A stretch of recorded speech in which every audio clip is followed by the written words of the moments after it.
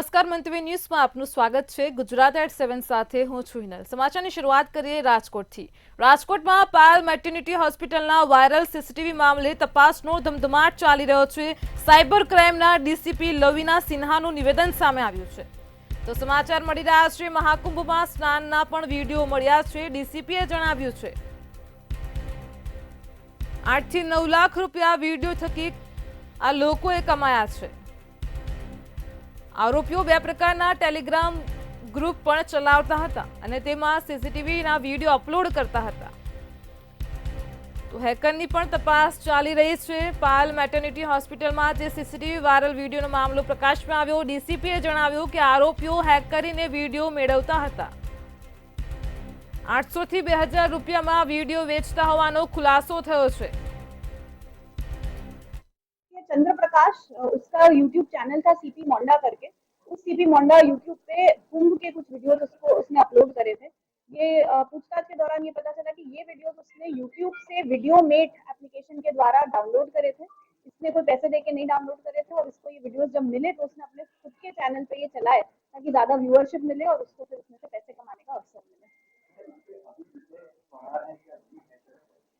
इसमें इन लोगों का भी हैकिंग में रोल तो रहा है जो महाराष्ट्र में है लोग, बट उनके साथ एक मुख्य आरोपी जो है जो जिसका ज्यादा एक्सपर्टाइज थी और जिससे इन्होंने सीखा भी है, ये वीडियो उनसे मिलते भी थे, वो एक आरोपी फरार है और उसके हमारी अभी तपास चालू है। लोकल कोई हैकर नहीं, इसमें मतलब अलग अलग जगह से हैक हुए सीसीटीवी। कुछ बाहर के वीपीएन आ रहे हैं जो ये अटलांटा का है और रोमानिया के वीपीएन है, तो बाहर से भी हैकिंग का प्रयत्न किया गया है जो प्राथमिक तपास में आ रहा है। उसके साथ साथ इंडिया में भी एक दो हैकर के आईडी हमें मिल रहे हैं, तो अभी उसमें हम जांच कर रहे हैं। વધુ એક સમાચાર મળી રહ્યા છે મહત્વના। બીઝેટ ગ્રુપનું જે સમગ્ર કૌભાંડ પ્રકાશમાં આવ્યું હતું, આ બીઝેટ ફાઇનાન્સ સર્વિસ મામલે ચાર્જશીટ દાખલ કરવામાં આવી છે। મયુર દરજી સહિતના અન્ય 6 સામે સીઆઈડી ક્રાઇમે ચાર્જશીટ દાખલ કરી છે। 22,000 પાનાની ચાર્જશીટ સીઆઈડી ક્રાઇમ દ્વારા દાખલ કરવામાં આવી છે। તો બીઝેટ ફાઇનાન્સમાં સંડોવાયેલા 7 ઇસમો સામે ચાર્જશીટ દાખલ કરાઈ છે। આ કેસમાં સીઆઈડી ક્રાઇમે 675 સાક્ષીઓના નિવેદન લીધા છે। મુખ્ય સૂત્રધાર ભૂપેન્દ્ર ઝાલા સામે ચાર્જશીટ હજુ પણ દાખલ નથી થઈ। ભૂપેન્દ્ર ઝાલા સામે 19 દિવસ બાદ ચાર્જશીટ થશે। 22,000 પાનાની ચાર્જશીટ સીઆઈડી ક્રાઇમ દ્વારા દાખલ કરવામાં આવી છે। તો બીઝેટ ફાઇનાન્સમાં સંડોવાયેલા 7 ઇસમો સામે ચાર્જશીટ દાખલ કરાઈ છે। આ કેસમાં સીઆઈડી ક્રાઇમે 675 સાક્ષીઓના નિવેદન લીધા છે। સમગ્ર કૌભાંડ પ્રકાશમાં આવ્યું। મુખ્ય સૂત્રધાર ભૂપેન્દ્ર ઝાલા સામે ચાર્જશીટ હજુ પણ દાખલ નથી થઈ।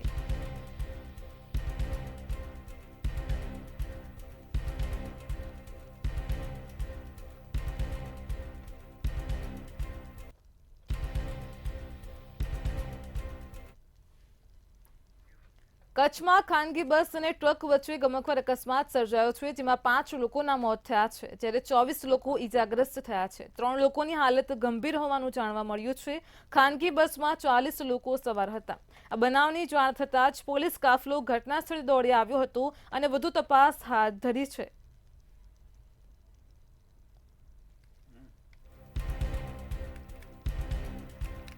કચ્છમાં ગમખ્વાર અકસ્માતની ઘટના બની હતી। બસ અને ટ્રક વચ્ચે ગોઝારો અકસ્માત સર્જાયો। બસમાં 40 લોકો સવાર હતા। 3ની હાલત ગંભીર હોવાનું જાણવા મળ્યું છે। અકસ્માતની ઘટનાને પગલે ટ્રાફિક જામના દ્રશ્યો જોવા મળ્યા હતા। 5 લોકોના અકસ્માતની ઘટનામાં મોત થયા છે, જ્યારે 24 લોકો ઈજાગ્રસ્ત થયા છે। ઘટનાને પગલે લોકોના ટોળે ટોળા એકઠા થયા હતા। કચ્છ પાસે જ બસમાં સવાર 40માંથી 5 લોકોના આ ગમખ્વાર અકસ્માતમાં ઘટના સ્થળે મોત થયા છે। રાજ્યમાં આગામી તારીખ 27મી ફેબ્રુઆરીથી 10 ફેબ્રુઆરી દરમિયાન ધોરણ 10 અને 12ની બોર્ડની પરીક્ષા આયોજિત થનાર છે, ત્યારે પરીક્ષા સંદર્ભે એસટી નિગમ દ્વારા વિદ્યાર્થીઓ માટે જરૂરિયાત મુજબ વધારાની 250 જેટલી ટ્રીપો બસ સુવિધાનું ચલાવવાનું આયોજન કરવામાં આવ્યું છે। આ સાથે જ એસટી નિગમ દ્વારા વિદ્યાર્થીઓને કોઈ તકલીફ ન પડે તે માટે એક્સ્ટ્રા બસો ચલાવવા અને સમયસર બસો ચલાવતા તાકીદના સૂચનો આપવામાં આવ્યા છે।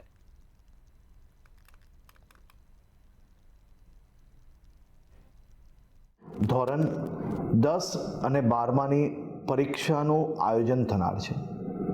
લાખો વિદ્યાર્થીઓ આ બોર્ડની પરીક્ષા આપવા માટે પોતપોતાના ગામથી પરીક્ષા કેન્દ્ર સુધી પહોંચવામાં કોઈ બી પ્રકારની તકલીફ ના પડે તે માટે મુખ્યમંત્રી શ્રી ભૂપેન્દ્રભાઈ પટેલ સાહેબના માર્ગદર્શનમાં રાજ્યના એસટી વિભાગ દ્વારા આજે ખૂબ મહત્ત્વનો નિર્ણય લેવામાં આવ્યો છે।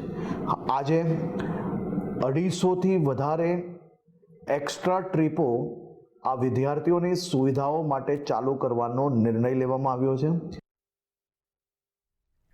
ગુજરાત વિધાનસભા ગૃહમાં પ્રશ્નોત્તરી કાળ પર ચર્ચા ચાલી રહી છે। વિધાનસભા સત્ર દરમિયાન ફ્લોર ઉપર ચર્ચાઓ કરવામાં આવી હતી। ફ્રી વીજળી આપવાના મુદ્દા પણ ઉઠ્યા છે। ધારાસભ્ય મહેશ કસવાલાએ જણાવ્યું હતું કે 24 કલાક વીજળી આપવાનું કામ ભૂપેન્દ્રભાઈની સરકારે કર્યું છે। કે ખેડૂતોને બિલકુલ યોગ્ય ભાવે વ્યાજબી ભાવે વીજળી આપવાની સાથે સાથે જ્યોતિગ્રામ યોજના મારફત ગુજરાતના તમામ નાગરિકોને ઇનઇન્ટરપ્ટેડ વીજળી 24 કલાક વીજળી આપવાનું પુણ્ય કામ ભૂપેન્દ્રભાઈની સરકાર કરી રહી છે। ખેડૂતોને 8 કલાક સતત વીજળી પુરવઠો મળી રહે અને એનાથી પણ આગળ જે પ્રકારે ખેડૂતોની સમસ્યાઓ હતી જંગલી પશુઓ અને ઝેરી જંતુઓના ત્રાસને કારણે ગુજરાતનો ખેડૂતે રાત્રે પોતાના ખેતરની અંદર પાણી વાળતો નહોતો। મારે ગર્વ સાથે કહેવું પડે, રાજ્યના ઉર્જા મંત્રી અને મુખ્યમંત્રીને અભિનંદન આપવા પડે કે આજે 96% ગામોની અંદર ખેડૂતોને દિવસે વીજળી આપવામાં આવે છે। ગાંધીનગરમાં આરોગ્ય મંત્રી ઋષિકેશ પટેલે ગૃહમાં રજૂ કરેલ ધ ગુજરાત ક્લિનિકલ એસ્ટાબ્લિશમેન્ટ સુધારા વિધેયક 2025 સર્વાનુમતે પસાર થયો છે। રાજ્યની આરોગ્ય સંસ્થાઓને કામચલાઉ રજીસ્ટ્રેશન માટેની અરજી કરવાનો સમય 6 માસ એટલે કે 22મી સપ્ટેમ્બર 2025 સુધી વધારવામાં આવ્યો છે। તો રાજ્યને પ્રોવિઝનલ રજીસ્ટ્રેશન માટે 27,000 જેટલી અરજીઓ મળી છે, જેમાંથી 20,000 જેટલી સંસ્થાઓનું સફળ રજીસ્ટ્રેશન પૂર્ણ થયું છે। આ કાયદા હેઠળ હોસ્પિટલ, પ્રસૂતિ ગૃહ, નર્સિંગ હોમ, ડિસ્પેન્સરી સહિત તપાસ અથવા તો તપાસ વિષયક સેવા સંસ્થાઓને ફરજિયાત રજીસ્ટ્રેશન કરવાનું રહે છે।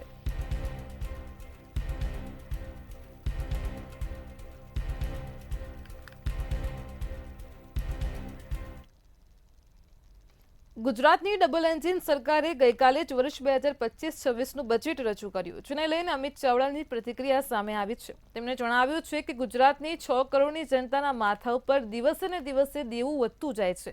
ગુજરાત સરકારે જે આંકડા રજૂ કર્યા છે તે મુજબ વર્ષ 2023-24માં જાહેર દેવું 3,97,962 કરોડ રૂપિયા છે અને એ જ પ્રમાણે વર્ષ 2024-25માં સુધારેલા અંદાજ મુજબ રાજ્યનું દેવું એ 3,99,633 કરોડ રૂપિયા થયું છે। તો આ સાથે જ તેમણે જણાવ્યું કે સરકારની ખોટી નીતિઓને કારણે દેવું વધી રહ્યું છે અને રાજ્યના દરેક વ્યક્તિના માથે દિવસે ને દિવસે દેવું વધે છે।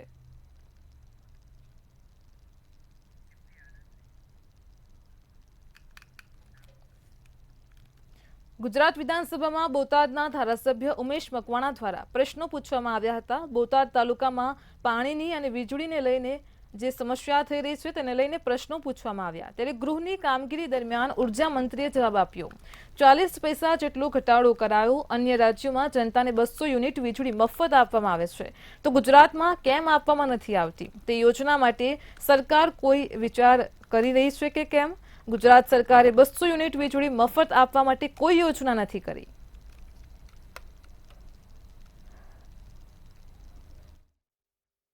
ફિઝિયોથેરાપી ડોક્ટરોને સીધી અસર થવા જઈ રહી છે।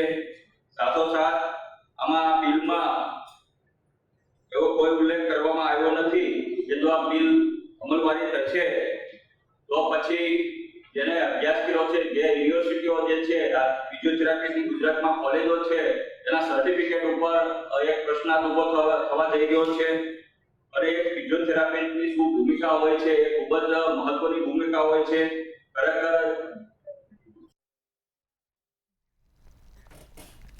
સૌરાષ્ટ્રના જૂનાગઢ, પોરબંદર, દેવભૂમિ, દ્વારકામાં ઘેડ વિસ્તાર આવેલો છે અને તે દરિયા સપાટીથી નીચે હોવાથી ચોમાસા દરમિયાન ઘેડ વિસ્તારોમાં પાણી ભરાયેલું રહે છે, જેના કારણે દરેક વખતે ખેડૂતને હેરાન પરેશાન થવાનો વારો આવે છે. આ સમસ્યાને લઈને એક એજન્સીને કામ સોંપવામાં આવ્યું છે. અભ્યાસ થયા પછી ઘેડ પંથકમાં કાયમી સમસ્યાનો નિકાલ કરવામાં આવશે. રાજ્ય સરકારે આ યોજનાને સૈદ્ધાંતિક મંજૂરી આપી છે અને ત્યારે ઘેડ વિસ્તાર માટે 170 કરોડ રૂપિયાની જોગવાઈ કરવામાં આવી છે. આ યોજના લાવવા પોરબંદરના ધારાસભ્ય અર્જુન મોઢવાડિયાએ સરકારનો આભાર માન્યો હતો.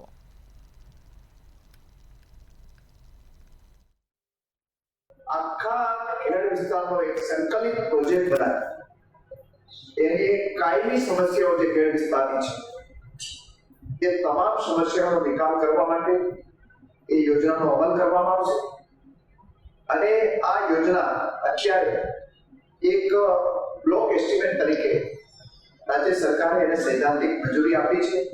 એમાં આ યોજના પાછળ લગભગ 1500 કરોડ રૂપિયા જેટલી રકમનો ખર્ચ થવાનો છે અને એના માટે ચાલુ બજેટમાં 170 કરોડ રૂપિયાની જોગવાઈ કરવામાં આવી છે.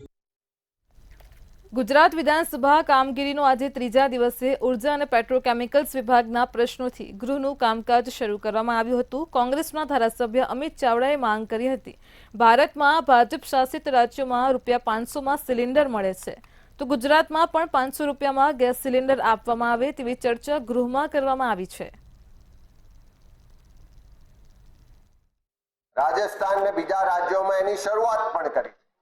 તો ગુજરાતની ગૃહિણીઓને પણ આશા છે કે મોંઘવારીથી ઘર ચલાવવું મુશ્કેલ છે, મોંઘવારી ઘટાડવા તો તમે કોઈ પગલાં કે રાહત નથી આપતા, પણ ગુજરાતની ગૃહિણીઓ વતી અમે માગણી કરી હતી કે સરકાર ગઈકાલે જે બજેટ રજૂ કર્યું એમાં ગુજરાતની ગૃહિણીઓને, એમાં પણ ખાસ કરીને ગરીબ મધ્યમ વર્ગના બીપીએલ પરિવારોને 500 રૂપિયે ગેસનો બોટલ આપે એ માટે બજેટમાં જોગવાઈ લઈને આવે.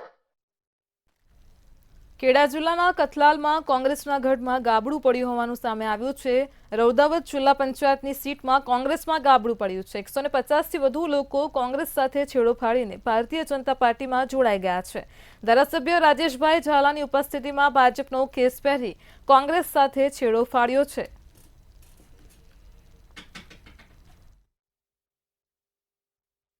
રૌદાવત જિલ્લા પંચાયત અને એના અંતર્ગત આવતી 3 તાલુકા પંચાયતના કોંગ્રેસ છોડીને કાર્યકર્તાઓ ભારતીય જનતા પાર્ટીના વિચારો અને અમારા વૈશ્વિક નેતા નરેન્દ્રભાઈની લોકપ્રિયતા, એમની જનકલ્યાણકારી યોજનાઓ, ભૂપેન્દ્રભાઈ પટેલના વિકાસલક્ષી બજેટથી પ્રભાવિત થઈને આજે ભારતીય જનતા પાર્ટીમાં જોડાયા છે અને એ લોકોએ સંકલ્પ સાથે એવું નક્કી કર્યું છે કે કઠલાલ તાલુકા પંચાયતમાં આવતી 5 જિલ્લા પંચાયત સીટ એ રાજેશભાઈને જીતાડીને બનાસકાંઠા જિલ્લામાં દાંતીવાડા ખાતે ખેડૂતો માટે પ્રાકૃતિક કૃષિ તાલીમનું આયોજન કરવામાં આવ્યું છે અને ત્યારે સરદાર કૃષિનગર દાંતીવાડા કૃષિ યુનિવર્સિટી ખાતે 3 દિવસીય પ્રાકૃતિક કૃષિ તાલીમ અને અખિલ ભારતીય કૃષિ અધિવેશન 2025નો પ્રારંભ કરવામાં આવ્યો છે. આ કાર્યક્રમમાં ખાસ કરીને કિસાન સંઘ સાથે સંકળાયેલા ખેડૂતો હાજર થયા છે. આ ખેડૂતો દેશભરના તમામ રાજ્યોમાંથી 3000 જેટલી સંખ્યાની અંદર આપણે યુનિવર્સિટી ખાતે આવ્યા છે. આમને 3 દિવસની અંદર પ્રાકૃતિક ખેતીને લગતા જુદા જુદા વર્ગો, જુદા જુદા લેક્ચર્સ અને પ્રયોગો કરીને પ્રાકૃતિક ખેતી વિશે સમજણ આપવામાં આવશે. નર્મદા જિલ્લાના તિલકવાડામાં ચોરીની ઘટના સામે આવી છે. કામસોલી ટેકરા ગામના સીમ વિસ્તારમાં છેલ્લા 3-4 દિવસથી બોર મોટરના વાયરો, ઝટકા મશીન, સોલર પ્લેટ તથા બેટરી ચોરી થયાની ઘટનાઓ અવારનવાર બને છે. સીમ વિસ્તારમાંથી ચોરી થવાની ઘટના બનતા સમગ્ર વિસ્તારમાં ચકચાર મચી જવા પામી છે.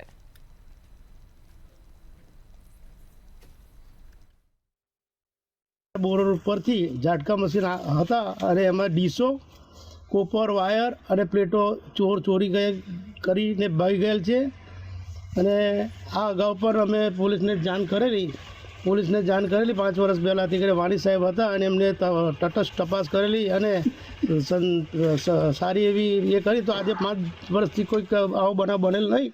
અહીંયા મારા બોર પાસે જે કેબલ આવે બોર્ડનો એ ચોર લોકો કાપી ગયા છે ને ગત આજથી પહેલાં 5 વર્ષ પહેલાં બી બોર્ડનો વાયર કાપી ગયા હતા. પોલીસને જાણ કરવાથી એ ટાઈમે અમારે એ લોકોએ એ કરી તો અત્યાર સુધી અમારો બોર્ડનો વાયર કપાતો નહોતો ને હવે પાછો હમણાં કપાયો છે આજ રાત્રે, તો પોલીસને જાણ કરીએ છીએ, ફરિયાદ દાખલ કરી. રાજ્ય સરકારની સાથે વડોદરા મહાનગરપાલિકાના રજૂ થયેલા બજેટને લઈને કોંગ્રેસના સેક્રેટરી રામકિશનજીએ જણાવ્યું હતું કે વડોદરા મહાનગરપાલિકામાં છેલ્લા 30 વર્ષથી ભાજપનું રાજ છે. ભાજપાને સમર્પિત જે ઇજારદારો છે તે ઇજારદારોને ફાયદો થાય તે પ્રકારની કામગીરી પાલિકાના પદાધિકારીઓ કરી રહ્યા છે.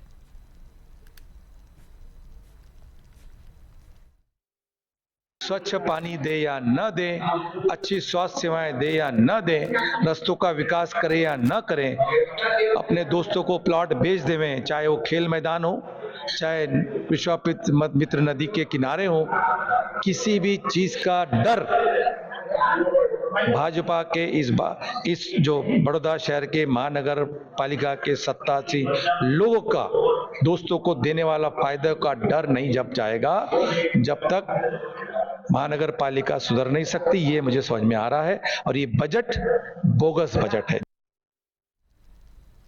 રાજ્ય સરકારે ટેકાના ભાવે રાયડાની ખરીદીની જાહેરાત કરી છે, પરંતુ હવે બનાસકાંઠા જિલ્લાના ખેડૂતો અટવાયા હોવાનું સામે આવ્યું છે. સર્વર બંધ હોવાથી છેલ્લા 3 દિવસથી રાયડાની ખરીદી માટેનું રજીસ્ટ્રેશન થઈ શકતું નથી. 18મી તારીખથી ખરીદીનું રજીસ્ટ્રેશન શરૂ થયું, પરંતુ સર્વર ઠપ હોવાથી એક પણ ખેડૂતનું રજીસ્ટ્રેશન થઈ શક્યું નથી. તેમજ રજીસ્ટ્રેશન ન થતાં ગ્રામ પંચાયતોની બહાર ખેડૂતોની લાંબી કતારો લાગી છે. 5 દિવસથી હોય જ છે.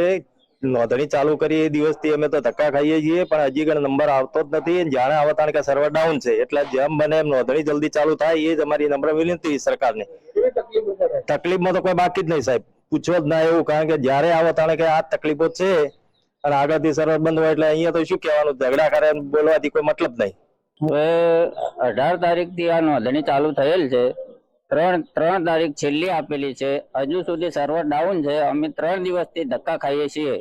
અમારે હવે અહીંયા રાયડા નોંધાવવા માટે લાઈનમાં ઉભા રહેવું કે ઘરે રાયડો કાપવો એ જ અમને ખબર પડતી નથી. તો સરકાર આના માટે સત્વરી પગલાં લે અને આ સર્વરનો જે ઇસ્યુ છે તે સોલ્વ કરી. અંદર ફોર્મ એકાદ સબમિટ કરીએ ને વળી એને અર્ધમાં પેન્ડિંગ થઈ જાય, એટલે લગભગ 3 દિવસ થયા પણ હજી કોઈ ફોર્મ હજી પૂરેપૂરું સબમિટ થયું નહીં અમારી પાસે. એટલે ખેડૂતો અહીંયા લાઈન લાગે છે, પણ અમે ખેડૂતો માટે એમના પાસેથી અમે ડોક્યુમેન્ટ લઈ લીધા. એ બધા 200 ઉપર ડોક્યુમેન્ટ છે. જુઓ 200 ઉપર અમે ડોક્યુમેન્ટ લીધા રહે, એનો મોબાઈલ નંબર લીધો રહે. છોટાઉદેપુર ખાતે આવેલ એસટી ડેપોની કમ્પાઉન્ડ વોલ જર્જરિત અવસ્થામાં જોવા મળી રહી છે. ડેપોમાં આવતા મુસાફરોને બેસવાની જગ્યા ન હોવાથી ગરમીમાં ઝાડની નીચે બેસવા માટે કમ્પાઉન્ડ વોલ પાસે આવીને લોકો બેસતા હોય છે. આટલી મોટી કમ્પાઉન્ડ વોલ જર્જરિત હોવા છતાં પણ એસટી વિભાગ એ કુંભકર્ણની નિંદ્રામાં હોવાનું સામે આવ્યું છે. કે ડેપોની અંદર જે કમ્પાઉન્ડ વોલ છે એમાં એક કમ્પાઉન્ડ વોલમાં થોડુંક ક્રેકિંગ જેવું આવ્યું છે, પડી જાય એવું છે. તો એને રિપેરિંગ કરાવવાનું મારે ધ્યાન દોર્યું છે. તો એ મારા વહીવટી સ્ટાફમાં આગળ અમારા ઓફિસે જાણ કરી ને વહેલી તકે આ નિકાલ થાય આનો હું પત્ર વ્યવહાર કરી ને વહેલી તકે આનું સોલ્યુશન લાવી દઈશું. આ દીવાર એકદમ તૂટું છે. આજે પડશે કાલે પડશે એવી છે. કોઈ દિવસ આ દીવાર પડશે તો અહીંયા જાનહાનિ થવાની શક્યતા છે. તો છોટાઉદેપુર બસ મેનેજરને હું એટલું જણાવવા માગું છું કે આ દીવારને તોડી અને નવી દીવાર ઊભી કરવામાં એમને અપીલ કરું છું.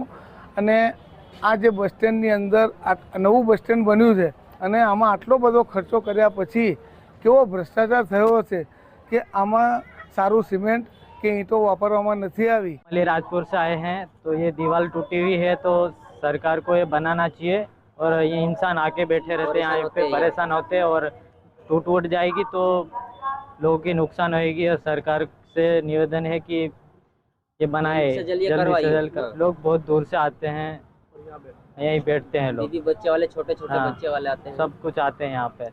बनना चाहिए यहाँ. क्या नाम है आपका पूरा? जितेन कनेश, अलीराजपुर से. અમદાવાદ શહેરના વટવા વિસ્તારમાંથી ચકચારી ઘટના સામે આવી છે, જેમાં વ્યાજખોરોના ત્રાસથી વધુ એક જિંદગી હોમાય છે. ગોલ્ડન સોસાયટીમાં રહેતા વેપારીએ વ્યાજખોરોના ત્રાસથી કંટાળીને એસિડ પી આપઘાત કર્યો છે. મૃતક આરિફભાઈએ આપઘાત પહેલા સુસાઇડ નોટ લખી હતી. સુસાઇડ નોટમાં વ્યાજખોર આરોપીઓના નામનો પણ ઉલ્લેખ કર્યો છે. પોલીસે સુસાઇડ નોટને કબજે કરી સમગ્ર મામલે વધુ તપાસ હાથ ધરી છે.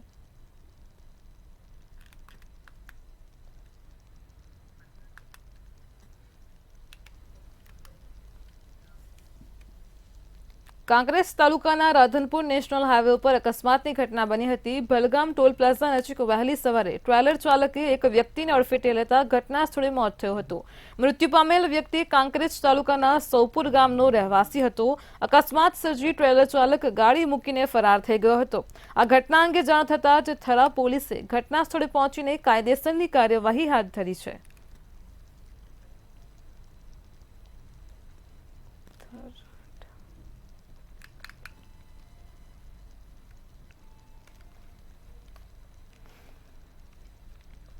જામનગર અને મહેસાણા ખાતે મહાનગરપાલિકા દ્વારા દબાણ હટાવવાની કાર્યવાહી કરવામાં આવી છે. જામનગરમાં પોલીસના એસ્ટેટ શાખાની ભારે મથામણ બાદ રેકડી, પથારા અને વચન કાંટા કબજે કરવામાં આવ્યા છે, જ્યાં પોલીસ હાજર રહી અને એસ્ટેટ શાખાએ દંડ વસૂલ્યો છે. આ સાથે જ મહેસાણામાં રસ્તો પહોળો કરવા દબાણ લગભગ અડધો કિલોમીટરના અંતરમાં હટાવવામાં આવ્યું છે.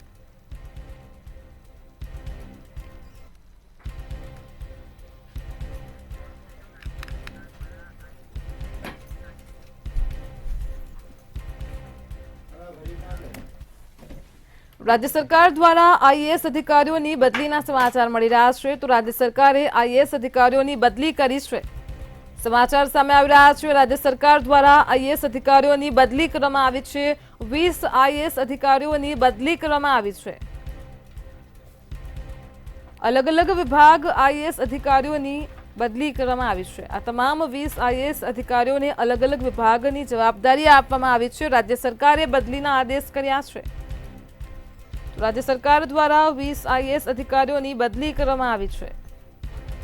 તમામ અધિકારીઓને અલગ અલગ વિભાગની જવાબદારી પણ સોંપવામાં આવી છે.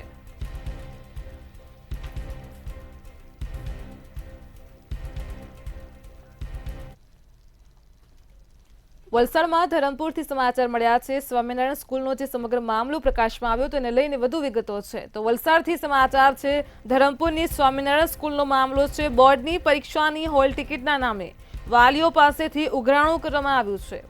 તો વલસાડમાં ધરમપુરની સ્વામિનારાયણ સ્કૂલનો આ મામલો પ્રકાશમાં આવ્યો છે. હોલ ટિકિટના બદલે ₹2500ની ઉઘરાણી કરવામાં આવી છે.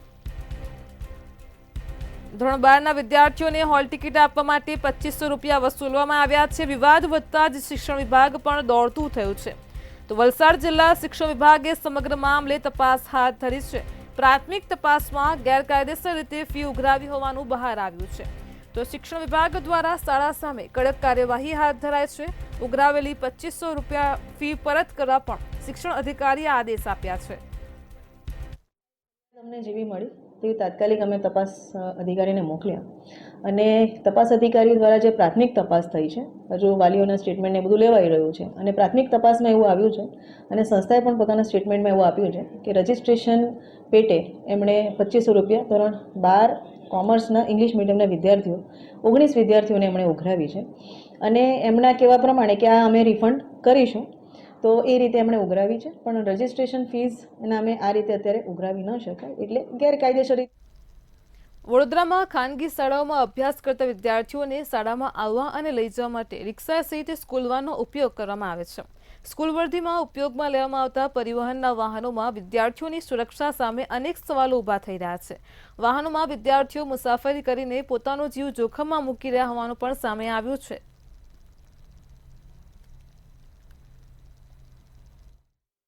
એટલે અમે તો લઈશું જ એક્શન કે જોવાનું કરીશું, પણ આ વાલીએ પણ ધ્યાન રાખવાની જરૂર છે, કારણ કે વાલીઓ પૈસા આપે છે વેનવાળાને, તો વાલીઓએ પણ ધ્યાન રાખી અને કહેવું જોઈએ વેનવાળાને કે ભાઈ એટલીસ્ટ તમે ફાયર એક્સટિંગ્વિશર રવા દો અને આનાથી વધારે કેપેસિટી કરતાં વધારે તમે બાળકોને ના ભરો. એટલે વાલી અને સંચાલક બંને ભેગા થઈને આ વસ્તુનું કશુંક સોલ્યુશન લાવી શકે. રાજ્ય સરકાર રોડ સેફટીને લઈને ક્યાંક ને ક્યાંક ચિંતાતુર છે, પરંતુ શાળામાં આવતા વાન અને રિક્ષા ચાલકો સામેની જે લાપરવાહી છે તે આંખે વળગે તેવી છે। આપ જોઈ શકો છો એમ શહેરના કારેલીબાગ વિસ્તારમાં આવેલ બ્રાઇટ વિદ્યાલયની અંદર જે સ્કૂલની વાન છે એ વાનની અંદર જે બાળકો છે બાળકોને અહીંયા લઈ જવાની વ્યવસ્થા કરવામાં આવી છે, પરંતુ અહીંયા જે 150 થી વધારે જે વાનો છે એ વાનની અંદર ક્યાંક ને ક્યાંક ફાયર સેફટીનો અભાવ જોવા મળી રહ્યો છે। આપ જોઈ શકો છો એમ વાનની અંદર બાળકોને તો બેસાડવામાં આવે છે, નિયત સંખ્યા પ્રમાણે લગભગ 12 થી 14 જેટલા વિદ્યાર્થીઓને બેસાડવાનો ક્યાંક ને ક્યાંક નિયમ છે, ત્યારે નિયમનો ભંગ પણ થતો હોય એવું દેખાય છે। જે રીતે બાળકોને અહીંયા બેસાડવામાં આવ્યા છે, આપ જોઈ શકો છો ખૂબ મોટી સંખ્યામાં બાળકો છે અહીંયા, અને હજી 3 થી 4 જેટલા વિદ્યાર્થીઓ જ્યારે આ વાનમાં બેસે ત્યારબાદ જ આ વાન ઉપરવામાં આવશે, પરંતુ આ તમામ વાન જે છે એ સીએનજી સંચાલિત છે, અને સીએનજી સંચાલિત હોય આરટીઓ દ્વારા તમામ વાહનની અંદર ફરજિયાત ફાયર અને એજ્યુકેશન જે કહેવાય એ રાખવાનો આદેશ કરવામાં આવ્યો હતો, પણ એ આદેશને ક્યાંક ને ક્યાંક આ વાહન સંચાલકો જે છે એ લોકો ઘોડીને પી ગયા છે। મહત્વની વાત છે કે અવારનવાર જે અકસ્માતોની ઘટના બને છે, ઘટનાની અંદર જે આ વાહન ચાલકો છે તે લોકોની ગંભીર પ્રકારની આ કામગીરીને કારણે જે અકસ્માતો સર્જાતા હોય છે, ત્યારે શાળા સંચાલક અને આચાર્ય દ્વારા પણ આ પ્રકારની કામગીરી કરવામાં આવે, આ કામગીરી સબબ એ લોકો દ્વારા પણ કાળજી લેવામાં આવે એ ખૂબ મહત્વનું રહ્યું છે। આપ જોઈ શકો છો આ જે વાન છે એની અંદર ખૂબ વધારે સંખ્યાની અંદર બાળકોને મૂકવામાં આવ્યા છે, ત્યારે આ વિદ્યાર્થીઓ જે છે એ વિદ્યાર્થીઓની સુરક્ષાને ધ્યાનમાં રાખીને પણ વાનના સંચાલકો વાનના વાહન ચાલકો દ્વારા કાળજી લેવામાં આવે તે ઇચ્છનીય બન્યું છે। મહત્વની વાત એ પણ અહીંયા રહી છે કે અવારનવાર રાજ્યની અંદર શાળાઓમાં જ્યારે અકસ્માતની ઘટનાઓ બનતી હોય છે, ત્યારે શાળા સંચાલકથી લઈને સરકારના વિભાગો દ્વારા પણ ચોક્કસ કાર્યવાહી કરવામાં આવે, કેમ કે અલ્ટિમેટલી જે બાળકો છે એ બાળકો દેશનું ભવિષ્ય છે, અને આ બાળકોની સુરક્ષા એ સૌની પ્રાથમિકતા હોય છે। ત્યારે આ સ્કૂલની વાન અને સ્કૂલની આવતી રિક્ષાઓની અંદર આરટીઓના નિયમોનું સત્વરે પાલન થાય તે ખૂબ જ જરૂરી બન્યું છે। કેમેરા પર્સન કેતન સિંધે સાથે તુષાર પટેલ, મંતવ્ય ન્યૂઝ, વડોદરા। ગુજરાત એટ 7 માં હાલ આટલું જ। પડે પરની અપડેટ મેળવો માત્ર મંતવ્ય ન્યૂઝ પર। નમસ્કાર।